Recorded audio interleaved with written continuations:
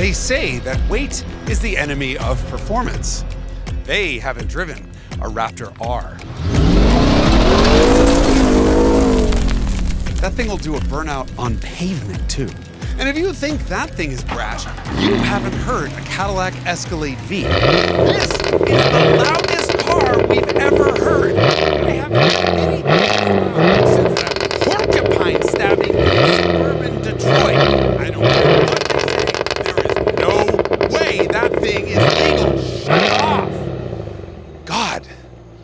Sorry. If all of this Americana is too American for you, well, the Brits have an answer. Hello, sir. Good day. Is this on? I do believe so, sir. But I can't hear it, sir.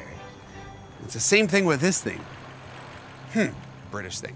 Either way, each of these apartment buildings on wheels weighs 6,000 pounds, and yet they're all faster than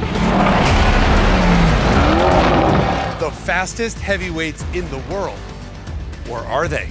You're gonna wanna watch this one.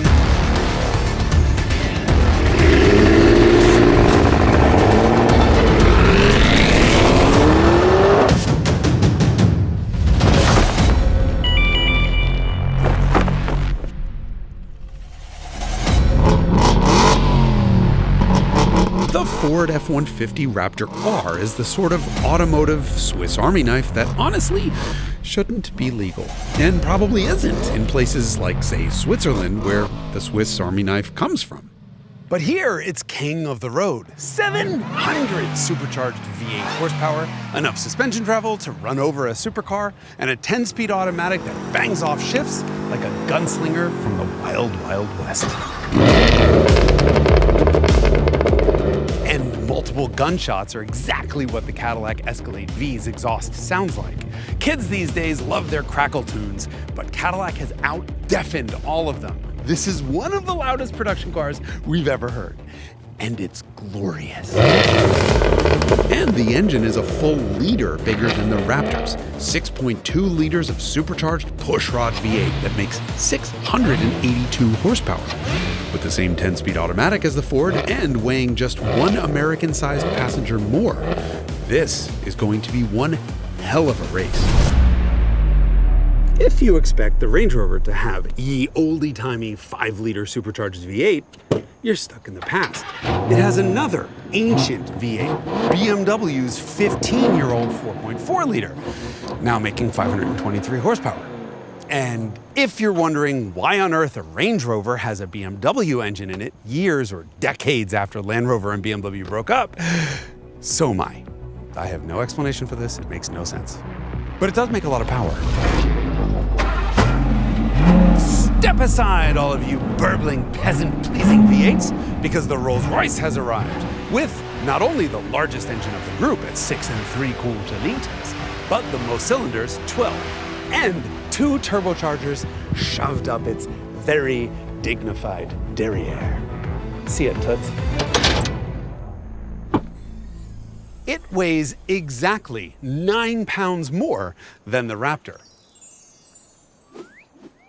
It weighs exactly the same as the Raptor. And now we need to find out whether it cuts the mustard.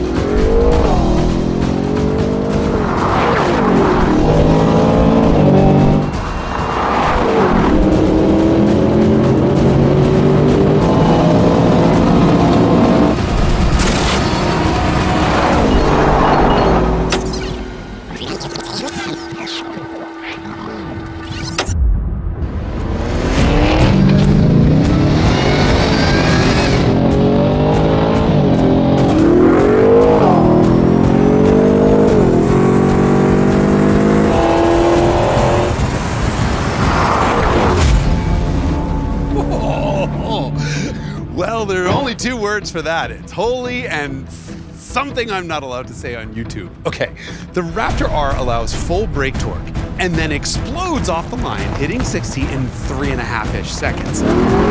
That's Porsche Carrera GT territory. And that's not the most impressive thing. The most impressive thing is how hard that V8 pulls at the top end of the tach. I have never seen anything like it in a truck. Ever.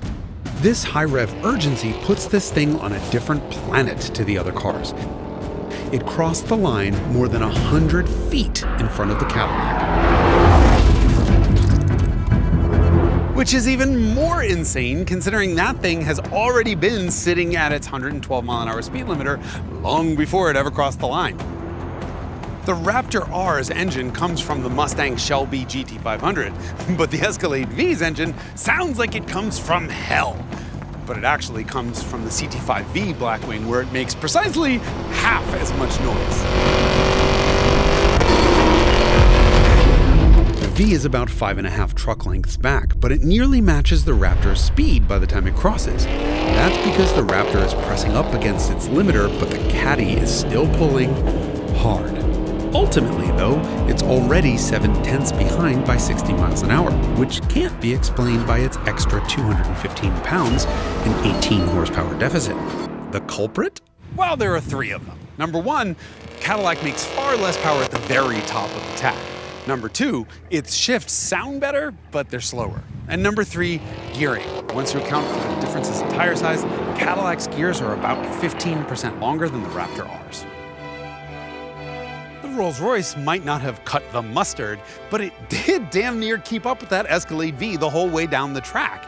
In fact, once the two trucks shifted into second gear, they were separated by just 0.2 of a second the entire way down the quarter. And at these speeds, that translates into a truck length and a half. So sorry, darling. Better luck next time. God, that never gets old. That is a hell of a performance considering A, it accomplishes that acceleration in near silence and outrageous comfort, and B, it has a near 20% deficit in power to weight.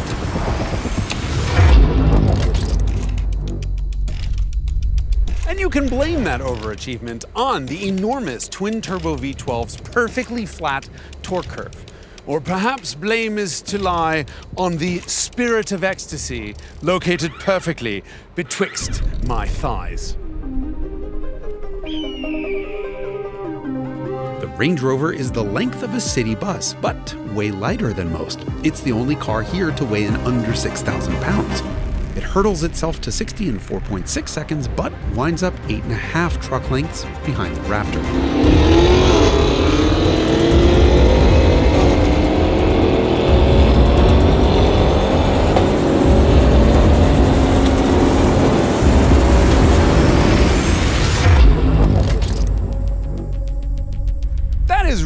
Not bad, considering this is missing a Miata's worth of horsepower relative to that Raptor. Hey, maybe that's why they put a BMW engine in this thing. As always, they're overachievers.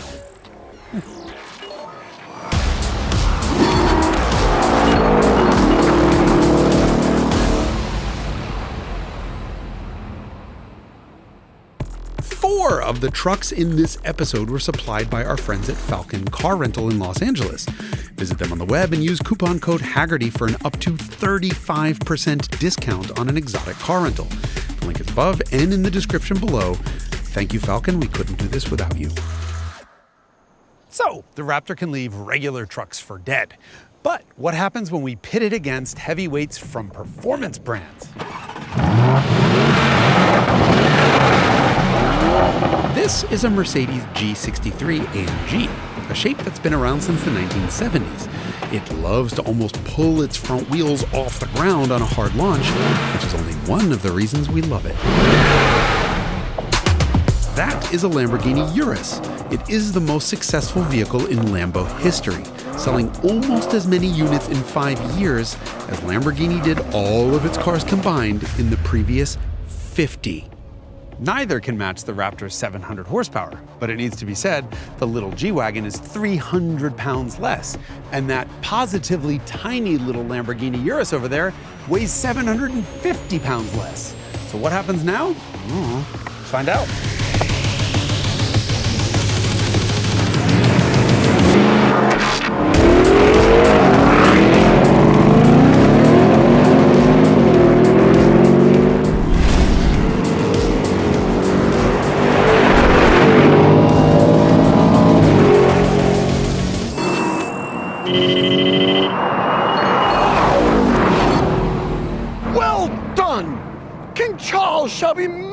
patent.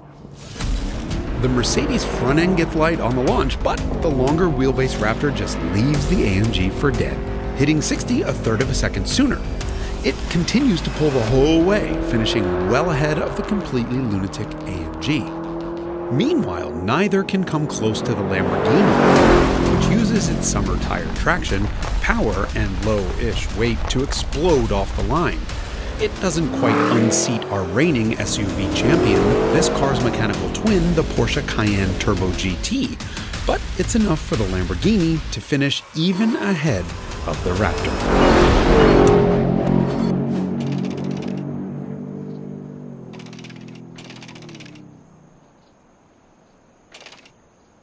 Showing that lightweight matters, even when you're talking about 6,000-pound monsters. And by the way, a gallon of Grey Poupon weighs 9.5 pounds. But we emptied it for science. Science? So we should just ignore your corpulence? Shut up, Randy, you pompous twat.